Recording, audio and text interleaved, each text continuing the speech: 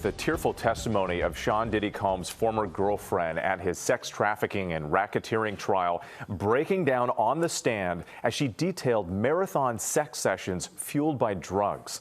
ABC's Aaron Katersky has more. Aaron, good morning. Good morning. We had a fourth week of testimony ended with grueling details of degrading sex by an ex-girlfriend of Sean Combs, whose sobs and sniffles echoed through the courtroom.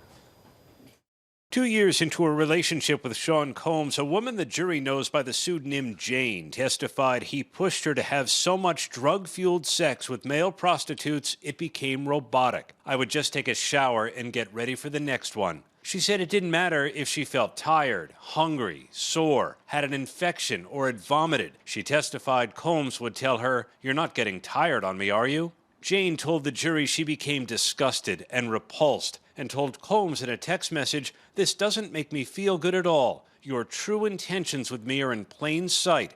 The jury heard Combs' response in a voice note. "You're nuts.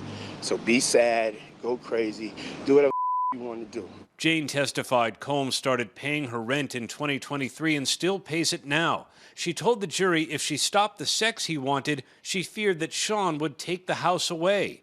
The jury heard this voice note Jane said she took as a threat. "Hey, I really don't know what's going on with you, but I just want to just give you a heads up that I'm about to really disappear on you. You feel me?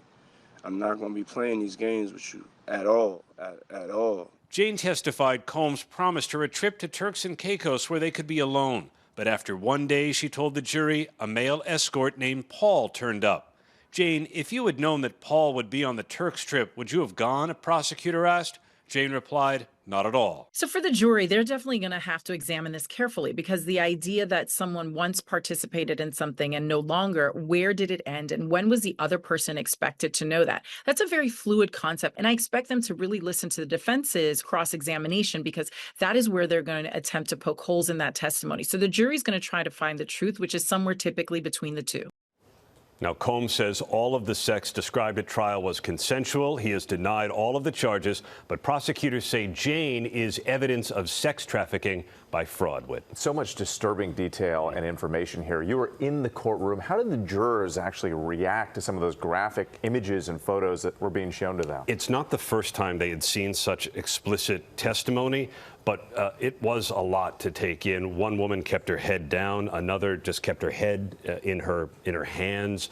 Some of them were really looking at their screens, concentrating on the words and the images they were forced and obligated to look at. And Jane is going to be back on the witness stand for most of next week. And they have to sort through all of that and come up with a very complicated verdict at the end of this. Did Sean Combs force or sex traffic these women by force, fraud, or coercion?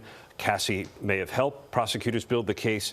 Jane is helping them build more of it, but the defense still has yet to go. Yeah, more testimony next week. Aaron Katersky, thank you. Thanks.